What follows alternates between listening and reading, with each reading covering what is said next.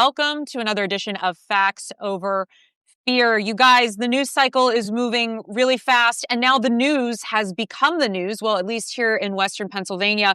At its earliest iteration, the Pittsburgh Post-Gazette has been in existence since 1786. I had read that the first thing, or one of the first things they ever published, was the Declaration of Independence. And yesterday they announced that their operations are going to be ending May of 2026. This means an end to the paper itself, and also an end to its digital publication.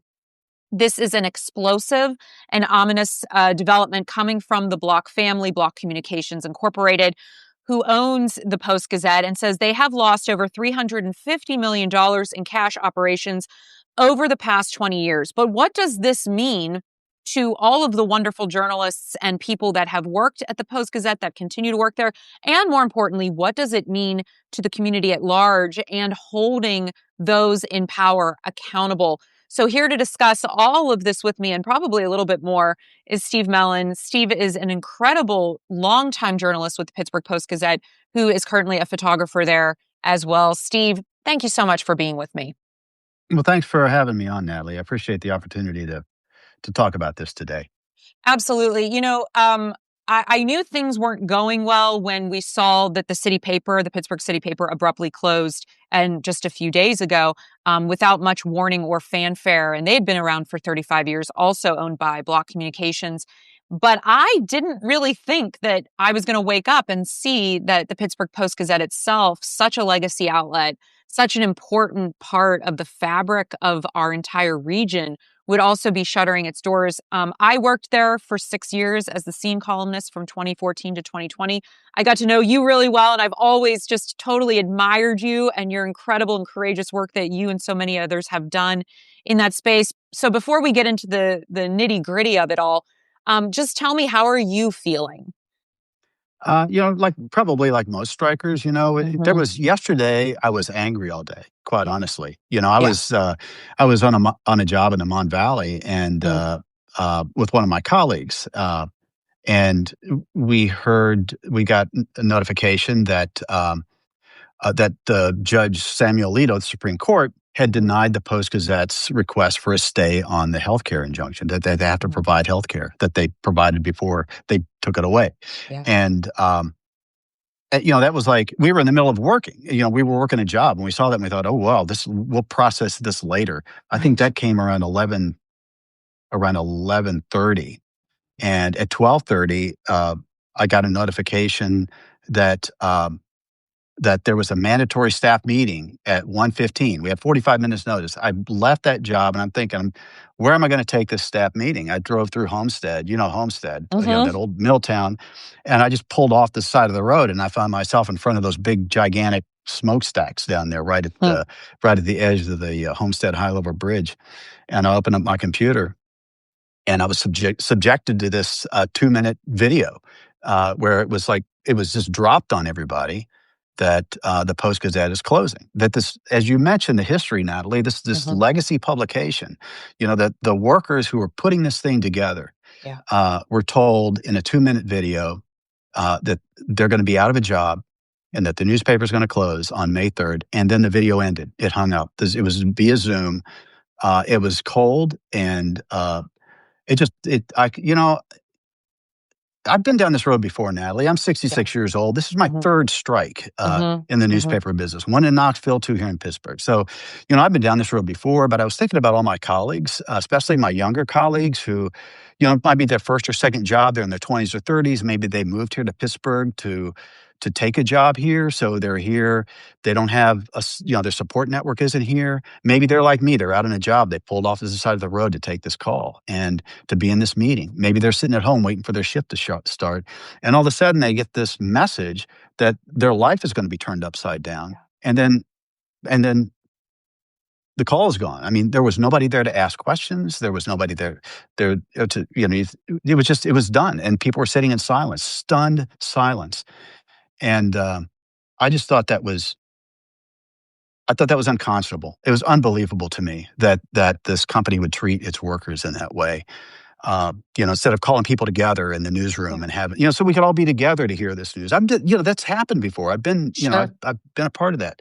So I know how when you get bad news, it's you don't want to get that stuff alone. You don't want to be Yeah. stuck alone. And I was fine with it, and I'm fine.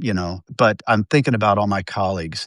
We came off of a strike, a 3-year plus strike, and Mhm. so The we were longest very. strike in American history. It's certainly the longest strike in the city's history, the Yeah. longest ongoing strike in the United Mhm. States. It's, yeah, Mhm. one of the longest in history, Natalie. And Mhm. we learned and we were focused. We were very focused. I was one of the chairs of the Health and Welfare Committee. And what Mhm. we did is we made sure that our members were taken care of, right? If they had health needs, we made sure that people without health care had their health care needs met. We Yeah. made sure that their bills could be paid, that they had funds to pay their bills. If they had mental health needs, we made sure those were taken care of. We spent a lot of time taking care of each other during the strike. And then to see just the opposite from a company that has the resources to do this right, Yeah. they failed in that way, and they failed utterly. So yeah, I was angry, and Yeah. I'm still kind of angry and Mhm. disappointed Mhm. that the newspaper did not do better. But I that anger has. I mean, you can't stay mad. I can't stay mad for long, Natalie. So, we very quickly moved. At least I very quickly moved, and I think the guild has moved very quickly to, okay, what's our next step? I'm thinking of Yeah. how can we take care of our members. Um, and I'm talking to all bargaining unit members here, not just those of us on strike. Because Right. when when we went back in, it's like we're all the same bargaining. Every newsroom Right. worker now is a bargaining unit member, whether they were on strike or not. That's Okay, right. how do we take care of these folks, and what's our next step? We Mhm. went on strike 3 years ago, Natalie, because we wanted the company to treat us with dignity and respect, Mhm. Mhm. um, and we also wanted to make sure that this city, this region, Yeah. had quality, high caliber journalism. That doesn't change. No. What the blocks are doing now doesn't change. So, one thing I've been on the phone today, it's like, okay, what do we do now? Right. Like, we need a newspaper, this or a Yeah. news organization at some point. So, that's where my head is right now. Is Yeah. what do we do next? Okay, the Mhm. Post Gazette's not going to be around. What can we build? This could be a moment, Natalie. If we're going to be the first big major city to not have a legacy daily news Mhm. publication, Mhm. that's an opportunity. I look at that as an opportunity. What can we do? What can we build? This is not a city without resources. That's right. Um, so, we're going to be having conversations with people. I know Mhm. there are other people having those conversations too. We want to be a part of that. Yeah. So that's Well, where I'm at right now. I'm 1000% behind you in that. And please include me in on those conversations because I am all about how do we build a new media structure in the city. And as an independent person, it wasn't like I wanted to do it this way. It was out of a necessity. And I've learned so much being on my own. And I also understand and appreciate the value of a newsroom. And so, yes, please keep me in the loop on all of that, however I can be of support. In a statement, the Block family, which owns the company, like I said, they said, "We deeply regret the impact the decision will have on Pittsburgh and the surrounding region. It's proud of the service the Post-Gazette has provided to Pittsburgh for nearly a century and will exit with their dignity intact." Now, this, of course, like you said, comes just after they lost a legal battle. And what's fascinating to me about this, and I kind of got into a little bit of a contentious argument with someone this morning on this point, because they were of the mind, well, if it was able to be sold, it would be sold. And I said, well, I think they're doing this out of spite to punish and to harm the journalists that have upheld uh, the accountability and have called truth to power so many times at this organization. This to me almost felt personal. I don't know how else to explain it. Steve, what were your feelings with the statement that you had read from Block Communications and their reasoning, basically blaming a lot of their problems on the union? Yeah, this is an old this is an old tactic, to Mm-hmm. blame the union. Mm-hmm. We heard the same thing during the Pittsburgh press strike in 1992. They Yeah. blamed the unions for close. The Scripps Howard closed that newspaper. That newspaper was actually making money. It was just Mm-hmm. not making enough money for Scripps Howard, and so they closed it. Yeah. Despite all the talk that they were dedicated to the city, that they knew the importance of a newspaper. Um, No, Right. and I kind of feel the same way that it's the unions being a scapegoat here. Look, if Mhm. they can't run a newspaper without violating the law, what are they doing with a newspaper? Right. That this is Mhm. a cut. Our case was a cut and dried facts based case. Mhm. They broke federal labor law, and we're holding them accountable. Yeah. And there's some people there. Certainly, their attorneys. I got the sense that they felt that they should be allowed to violate them. The law didn't apply to them. Now, where Right. have we heard that before? I You wonder. know, where have Mhm. we heard with it's like a general attitude that I get from a lot of big Mhm. entities these days. That's So, right. and we said no, we're not going to allow that to happen. And so, yeah, I think that it feels to me. I don't know what's in their minds. I don't know what's in their hearts, Natalie. But Mhm. after a 3+ year strike, they could have taken this move a long time ago. It Yeah. happened the day Alito made his. Judge Samuel Alito of all people, Natalie. I He know. That's this what was I was too much for thinking. him. This was Right. too much for him. This is a bridge too far for him. Like, let Like, that okay, sink in. yeah. Mhm. And so Yeah. like within an hour and a half of that, they announced the closing of the paper, Yeah. that decision. So yeah, it felt spiteful. It also felt planned. Mhm. That video obviously had been recorded sometime before. The Post Right. Gazette had a story online immediately Mhm. after that meeting. Mhm. So, yeah, it feels spiteful to me. Yeah. That, like, if we can't run the paper our way, we're gonna, we'll just take our ball and go home. It sounds petty. I know they announced they're losing a lot of money. They're part of a billion-dollar corporation, Mhm. Natalie, and they've Mhm. been spending a lot of money on attorneys. I don't know how much that is. Yeah. I'm sure it's in the millions of dollars. These guys don't come cheap. This is a Mhm. high-priced law firm Mhm. in Nashville, Tennessee. They hired a New York law firm to handle the Supreme Court side of the case. Mhm. So, and that's not, they had the resources to throw that. We Right. went on strike. The healthcare they took healthcare away from the healthcare that the production units had was Mhm. stripped away. Yeah. But back in, when was that? September, early October of 2022. Mhm. That was going to cost them $64,000. I think it was 64,000. I believe I Remember believe that? that's correct. Yes. And And it so, to see what they've spent, to your point, it doesn't make any sense to cry poor when they had enough money to go well above and beyond what the actual issue was that they just needed to correct, which is why I think a lot of us are feeling like this had some other underlying motive. If you're just joining me, I'm Natalie Bencavanga. I'm here with Steve Mellon of the Pittsburgh Post-Gazette. He is a longtime journalist and photographer, and we're discussing the closure of the Pittsburgh Post-Gazette, which is a 240-plus-year-old institution here in the city. I want to turn our attention, Steve, to the larger implications. Um, as we know nationally, we are seeing more and more news deserts. We are seeing more and more journalists lose their jobs. We are seeing more people leave the industry for better pay and better opportunities at a time when we know misinformation and disinformation are running rampant as we're seeing fascism ramp up. This is the time for journalism to be forward facing and protect our democracy as one of the pillars that I believe it is.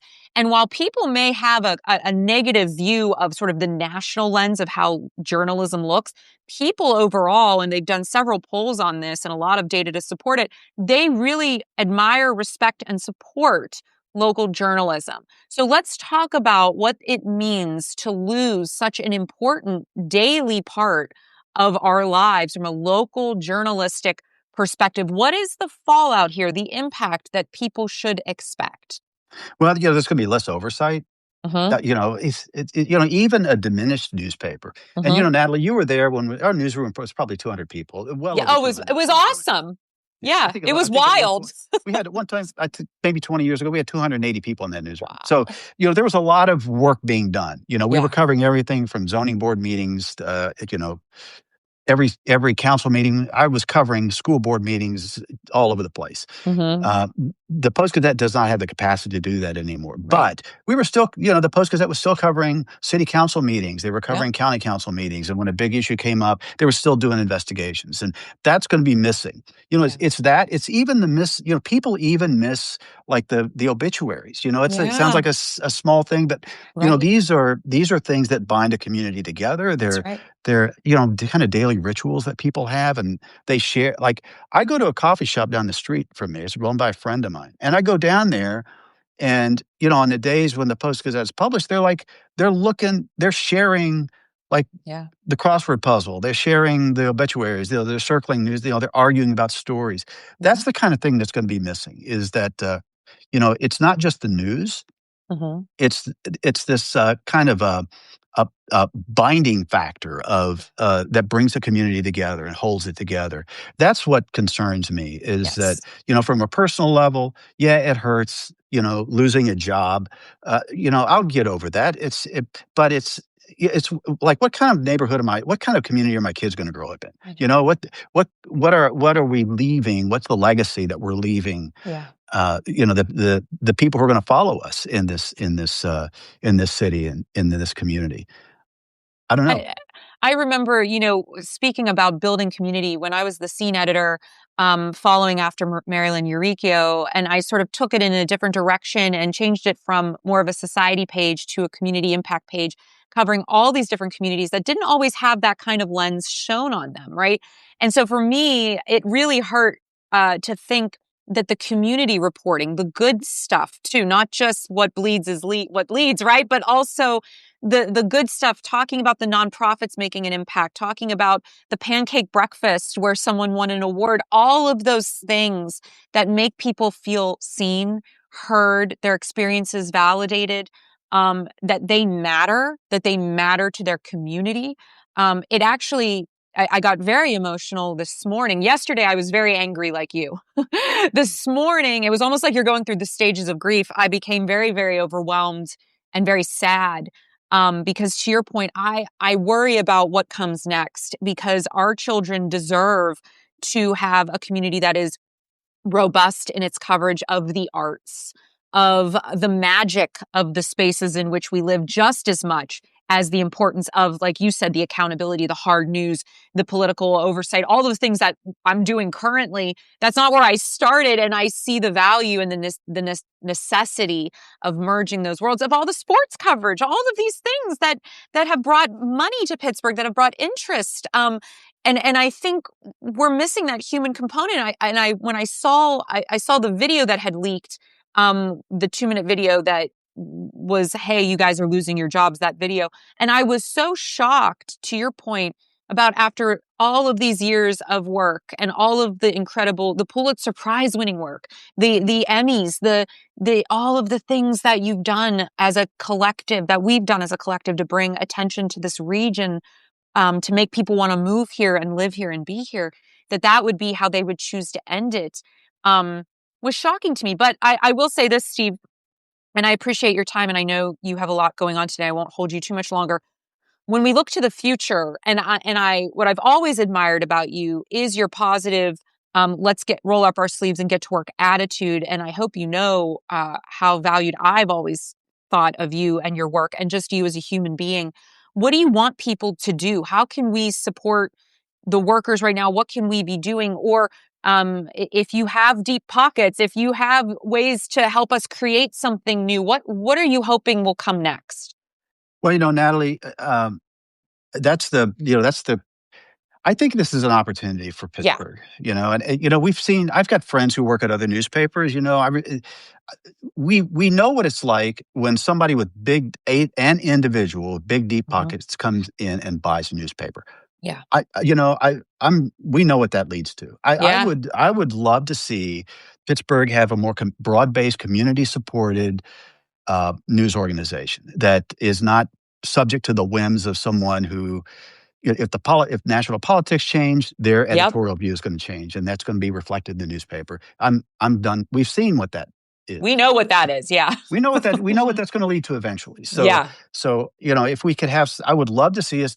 You remember there was an effort years and years ago, back in the '80s, to Mhm. save, a blast furnace in the Mon Valley called the Dorothy 6. Okay. And that was a community-based response. That did not work. They needed $300 million and big Yeah. loans from Wall Street. They didn't get it. We don't need $300 million to Right. do this. I think there's enough, support in this city. There are enough people in this who recognize the value of, I remember the work that you did when you came in with Scene, and how refreshing it was to go into those communities that we had not looked at in a Mhm. long time, and to show some of the things that they were doing. And it was, you know what it's like to be invisible for a long time and then suddenly be seen and say, Yeah. like, your life matters, your community matters. Yes. That's what brings people together. If you feel like you're a part of Pittsburgh, you're going to contribute in a positive way to That's different right. communication, uh, in the local government, in Mhm. conversations. You're going to feel like you're a part of things. It's no surprise to me that there is so much division today in the absence of these That's right. news organizations, because they don't feel like they belong to each other. They don't feel like they're Yeah. together. They don't feel like they're a part of the same effort to move their lives forward. And I think that's what we I would love for this moment, as Yeah. awful as it seems, to emerge as the birthplace Yeah. of something that can bring the community together, provide all those things that a news organization that you and I went yeah, that we went to journalism school to know Mhm. that a journalism Mhm. that a newspaper brings. The investigative reporting, the daily coverage of what your school board is doing, and all these Mhm. things, that whole accountability thing. But also those other things that they don't talk so much about in Right. journalism, those things that you and I have been talking about. This is the connective tissue Yeah. in the community. And have it be something that is accountable to people Yeah. and not accountable to somebody who is making a ton of money on something else and can decide at the whim that on a whim that this is not worth it. That I'm gonna do something. I'm gonna take my money and go someplace else. Yeah. That's what I would like to see happen. Now we're having conversations with people. I know there are other people who are having conversations too. If the guild can play a role in bringing people together, we Natalie, we're like 25 or 26 people, right? Yeah. And we spent most of our lives on the streets, and so we don't know how to do this. But Mhm. what we do know how to do, we do know how to take care of each other. We Yeah. do know how to we know how to we put together strike paper with no resources. I And I thought know, we and had it was we I so thought good. I thought we had a pretty damn good strike You paper. We did. decided when we started that paper, we said, okay, this is going to be we're going to publish a newspaper for working people. So Mhm. we didn't cover the professional sports teams, Natalie. We Mhm. covered the sons and the daughters who played Yep. high school sports of the people who get up every day and go to work. That's right. That's right. So that was kind of the focus of that newspaper. It Mhm. can be done. It Yeah. can be done. It, it absolutely can be done, and I definitely want to continue that conversation with you more offline for sure, and be of support however I can. I think for me, the big takeaway is, to your point, this is about community. This is about honoring spaces where people gather and recognize that they are each other's keeper. And it is no shocker to me that the more news deserts we have, the more isolation, the more suspicion, and the angrier people become, pointing fingers at one another. And really, the anecdote really is community. And there's nothing that brings people together more than understanding their local news, the local impact that they can have on one another's lives, and how they can be a part of something bigger than themselves. So I love this idea of some kind of grassroots movement to create quality journalism here in the city that is for the people and by the people. So, Steve, let's keep talking about that. I'd love to have you guys back on and talk further as we move along this process as we head towards May, because miracles happen every day. People change things all the time. And like you said, it doesn't have to take millions and millions and millions of dollars to get something off the ground. So I look forward to seeing what can happen when we all decide to work together and take care of one another. Steve Mellon, if people want to learn more about you and your work, where can they go? Well, reach out to the Newspaper Guild of Pittsburgh. We have a Mhm. website there. I've got a personal website at stevemellon.com. But that's my stuff. Sure. That's a Mhm. lot of the stuff. If you're curious about the strike, the Pittsburgh Union Progress is still online. Yes. So it's a PittsburghUnionProgress.com. It's the PUP. So Mhm. you can just Google the PUP probably and Pittsburgh strike and it will come up. So there's a lot of information there about the strike, and there's all the coverage that we did for the past 3+ years. And it was absolutely phenomenal what you were able to all do. I look forward to more conversations together. And thank you to everyone who joined. And as always, please take care of yourselves and each other. I'll talk to you all very soon. Thank you. Thanks, Natalie.